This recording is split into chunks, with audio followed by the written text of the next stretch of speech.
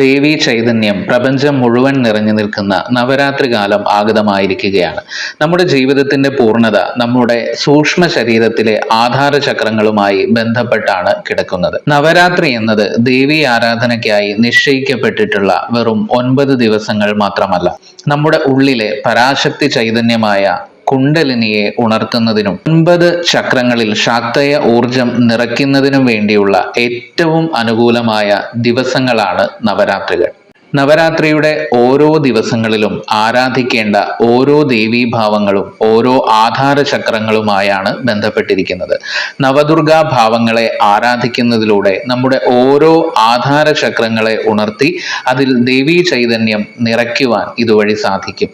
ഇതുവഴി നമ്മുടെ energy body ശക്തിപ്പെടുകയും എല്ലാവിധത്തിലുള്ള ഐശ്വര്യവും അഭിവൃദ്ധിയും ഉണ്ടാവുകയും ചെയ്യും.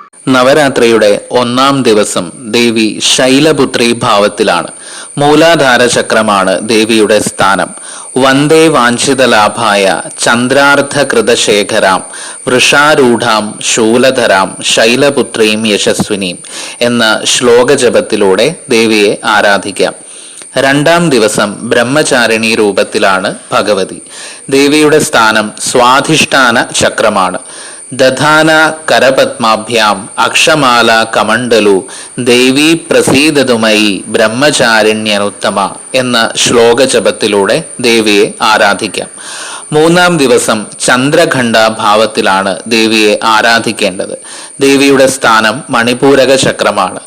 പിണ്ടജ പ്രവരാരൂഢ ചന്ദ്രകോപാസ്ത്രകൈര്യുത പ്രസാദം തനുതാം മഹ്യം ചന്ദ്രഖണ്ഡേതി വിശ്രുത എന്ന ശ്ലോകം ജപിച്ച് ദേവിയെ ആരാധിക്കാം. 4-ാം ദിവസം കൂഷ്മാണ്ഡ ഭാവത്തിലാണ് ദേവിയെ ആരാധിക്കേണ്ടത്.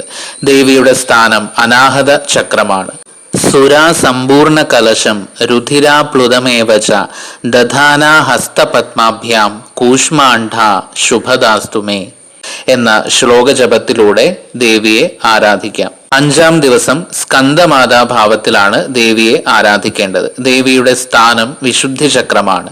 സിംഹാസന ഗദാനിത്യം പത്മാശ്രിത കരദ്വയ ശുഭമസ്തു സദാ ദേവി സ്കന്ദമാതാ യശസ്വിനി എന്ന ശ്ലോകജപത്തിലൂടെ ദേവിയെ ആരാധിക്കാം. 6-ാം ദിവസം കാത്യായനി ഭാവത്തിലാണ് ദേവിയെ ആരാധിക്കേണ്ടത്. ദേവിയുടെ സ്ഥാനം ആജ്ഞാചക്രമാണ്. ചന്ദ്രഹാസോജ്വലകര ശാർദൂല വരവാഹന കാത്യായനീജ ശുഭദ ദേവി ദാനവഘാതിനി എന്ന ശ്ലോകജപത്തിലൂടെ ദേവിയെ ആരാധിക്കാം. 7-ാം ദിവസം കാളരാത്രി ഭാവത്തിലാണ് ദേവിയെ ആരാധിക്കേണ്ടത്. ദേവിയുടെ സ്ഥാനം ഭാനുചക്രമാണ്. ഏകവേണി ജപാകർണ പൂര നഗ്നാഘരസ്ഥിത ലംബോഷ്ടി കർണികാകർണി തൈലാഭ്യംഗ ശരീരിണി എന്ന ശ്ലോകജപത്തിലൂടെ ദേവിയെ ആരാധിക്കാം. 8-ാം ദിവസം ദേവിയെ മഹാഗൗരി ഭാവത്തിലാണ് ആരാധിക്കേണ്ടത്. ദേവിയുടെ സ്ഥാനം സോമചക്രമാണ്. ശ്വേതേ വൃഷേ സമാരൂഢ ശ്വേതാംബരധരാശുചി മഹാഗൗരി ശുഭം ദദ്യാൻ മഹാദേവ പ്രമോദത എന്ന ശ്ലോകജപത്തിലൂടെ ദേവിയെ ആരാധിക്കാം. 9-ാം ദിവസം സിദ്ധിദാത്രി രൂപത്തിലാണ് ദേവിയെ ആരാധിക്കേണ്ടത്. ദേവിയുടെ സ്ഥാനം നിർവാണ ചക്രമാണ്. സിദ്ധഗന്ധർവ യക്ഷാദ്യൈ രസുരൈരമരൈരപി സേവ്യമാന സദാഭൂയാത് സിദ്ധിദാ സിദ്ധിദായിനി എന്ന ശ്ലോകജപത്തിലൂടെ ദേവിയെ ആരാധിക്കാം. ഈ വീഡിയോ പരമാവധി ആളുകളിലേക്ക് ഷെയർ ചെയ്ത് നവരാത്രിയുടെ പ്രാധാന്യം ലോകമെങ്ങും അറിയിക്കുന്നതിൽ പങ്കാളികളാകുക. മറ്റൊരു വീഡിയോയുമായി വീണ്ടും കാണാം. അതുവരെ നന്ദി, നമസ്കാരം.